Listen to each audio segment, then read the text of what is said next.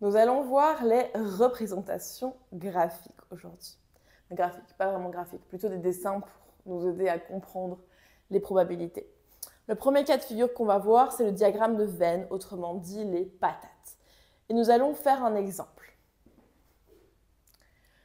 Dans une classe de 20 élèves, 13 ont déjà été en Angleterre, 9 en Bulgarie et 5 dans les deux pays. Si on tire un élève au hasard dans la classe, quelle est la probabilité qu'il ne soit allé dans aucun des deux pays? Tout d'abord, nous allons remplir le diagramme pour que ce soit bien clair. Et pour cela, ne vous y trompez pas.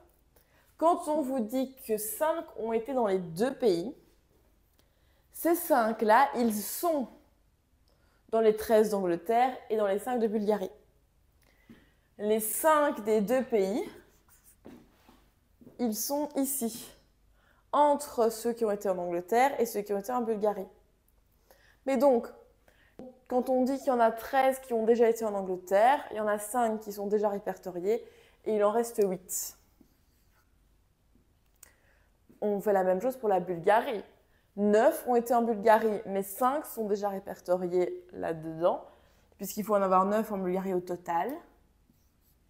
Il en reste 4. Et enfin, combien n'ont été dans aucun des deux? Eh bien, on a 20 élèves au total. Et on a déjà répertorié 8 et 5, 13 et 4, 17 élèves. Il en reste donc 3 qui ne sont dans aucun des deux pays, qui sont allés dans aucun des deux pays.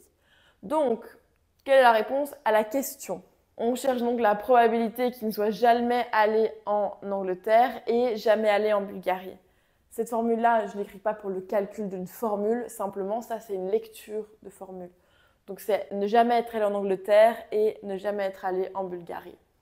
Et comme on en a 3, sur un total de 20, ça fait 3 sur 20. Le 3 venant des 3 ici. Si je vous avais donné 3 pays, vous auriez fait 3 cercles avec une intersection qui est ABC, une intersection qui est AB mais pas C, une intersection qui est AC mais pas B, une intersection qui est BC mais pas A, un truc qui est que B mais pas A et C, un endroit qui est que A mais pas B et C, un endroit qui est que C mais pas A et B, et un endroit qui est ni A, ni B, ni C. Et en fait, vous remplissez du centre vers l'extérieur. D'abord, vous remplissez l'intersection globale, puis vous remplissez les intersections de 2, puis vous remplissez les 3 trous restants, et puis la fin. La deuxième représentation que nous allons voir est le tableau. Le tableau, il est utile quand on a 2 variables qui se croisent. Par exemple, dans une classe de 20 élèves, 13 ont les cheveux clairs, les autres ont les cheveux foncés. De plus, 6 personnes ont les yeux verts, 5 ont les yeux bleus et les autres ont les yeux bruns. Parmi les élèves, 2 ont les yeux verts et les cheveux foncés et 3 ont les yeux bruns et les cheveux foncés. Quelle est la probabilité de tirer au hasard une personne avec les yeux bleus et les cheveux clairs? Eh bien, nous allons compléter le tableau pour le savoir, ça va être le plus simple. Ah oui, je vais noter ici total à chaque fois.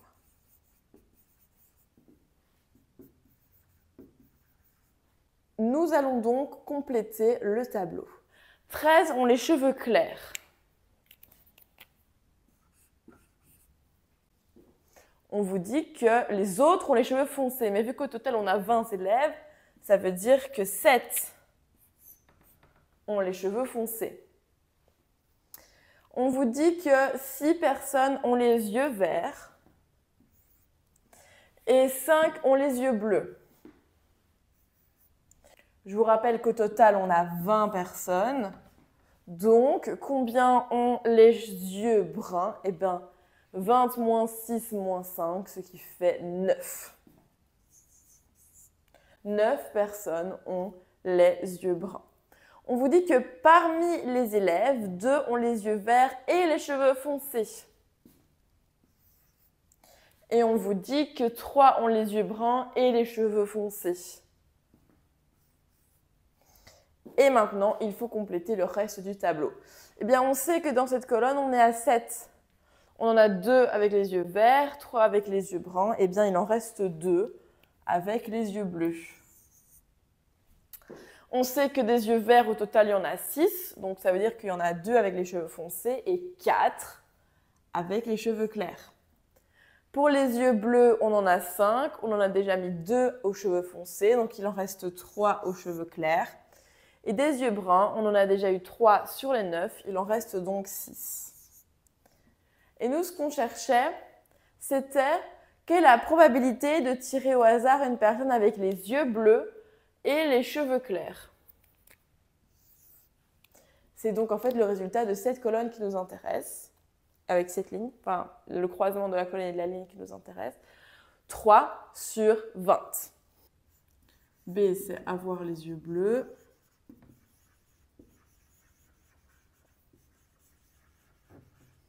C, c'est avoir les cheveux clairs.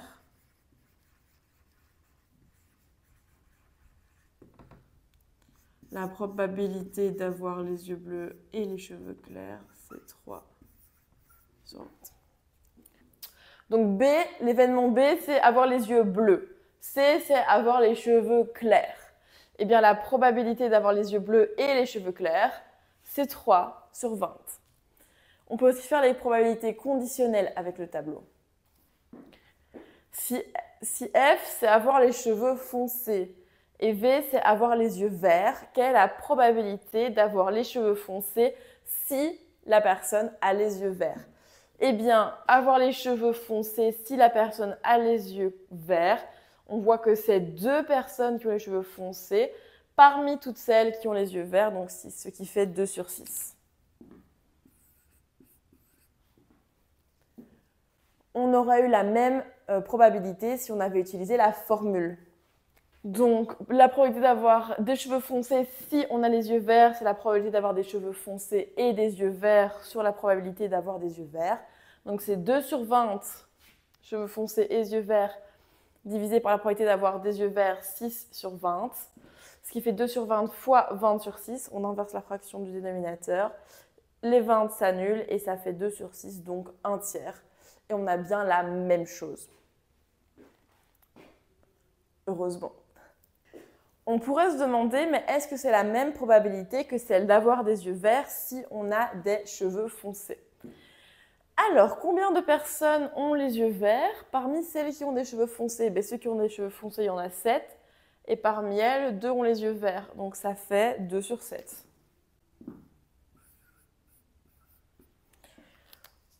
Et on se rend bien compte que ce n'est pas la même probabilité. Donc P de A si B, ce n'est pas la même chose que P de B si A. Voilà. Et là, vous avez la preuve en calcul que ce n'est pas la même chose. Nous allons à présent voir les arbres.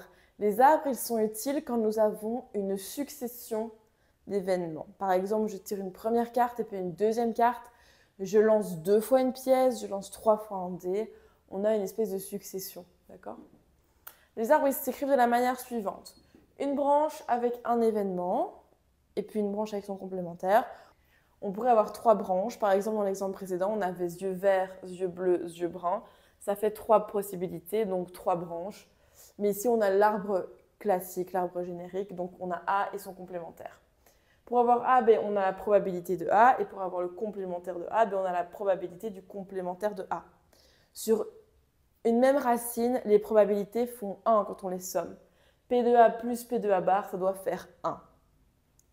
Une fois qu'on a l'événement A, il est acté. On regarde, maintenant, c'est quoi la probabilité d'avoir B en sachant qu'on a A? D'accord? Probabilité d'avoir B en sachant qu'on a A. Et la probabilité d'avoir le complémentaire de B en sachant que j'ai eu A. C'est pour ça qu'on a la probabilité d'avoir le complémentaire de B si A. C'est la même chose si on a non A, ok? On a le complémentaire de A, il est acté. Donc, je regarde maintenant la probabilité d'avoir B en sachant que j'ai le complémentaire de A. Et la probabilité d'avoir le complémentaire de B en sachant que j'ai le complémentaire de A.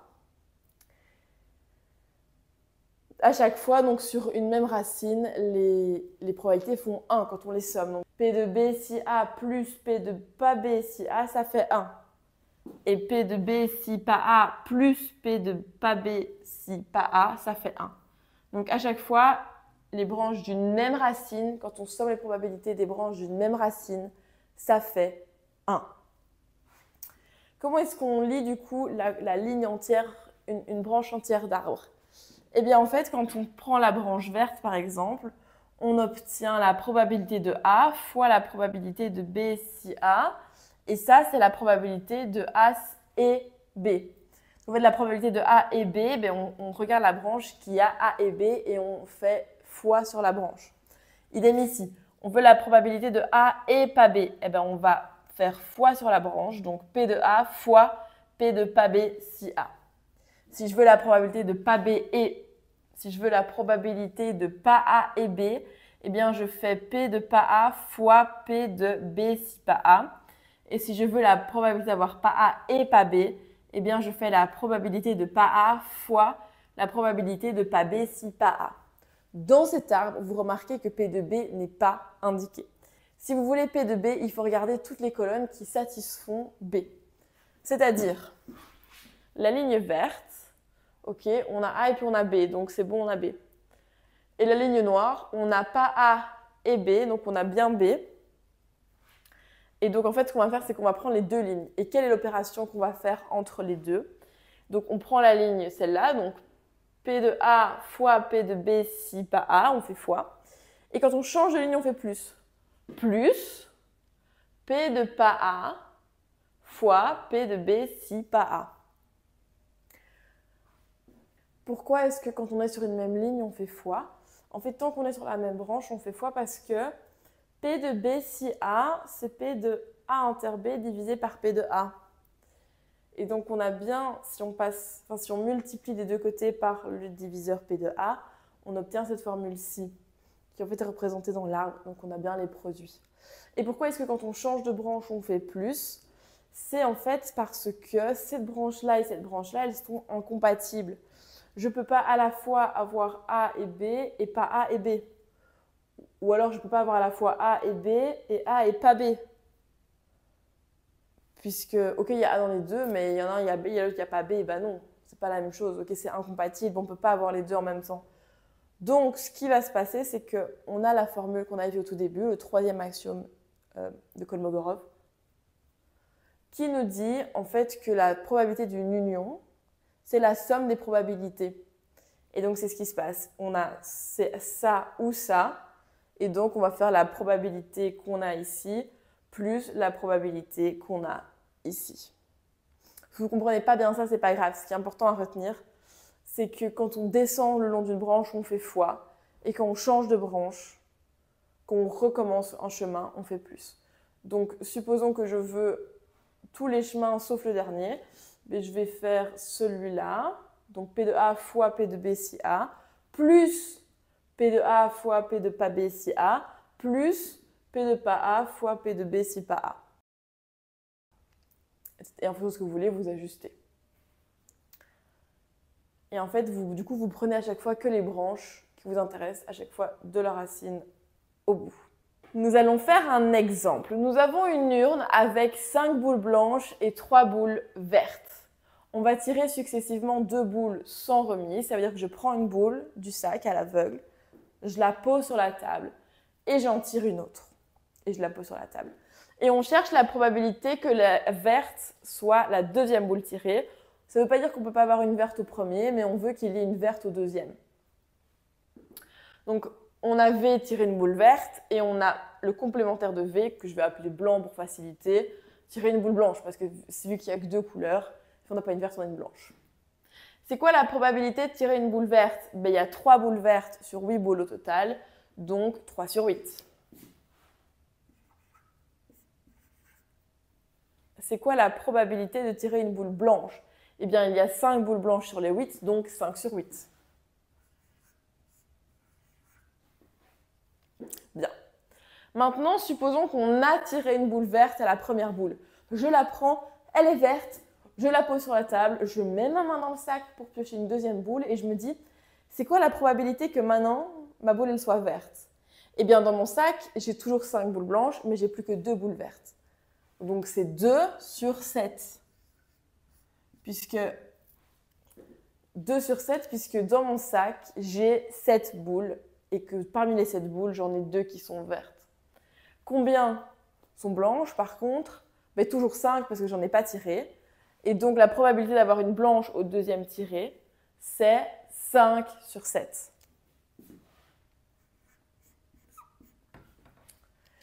Enfin, supposons que la première boule était blanche, je la sors, elle est blanche, je la pose sur la table. Donc dans mon sac, j'avais 8 boules, il m'en reste 16 pour venir tirer une. Je mets ma main pour piocher une deuxième boule et j'aimerais savoir, ok, c'est quoi la proba que celle-là, elle soit verte? Eh bien, j'ai toujours mes 3 boules vertes dans mon sac. Par contre, j'ai plus que 4 boules blanches. Donc je suis à 3 sur 7. Et enfin, c'est quoi la probabilité d'avoir une boule blanche en sachant que j'ai déjà eu une boule blanche?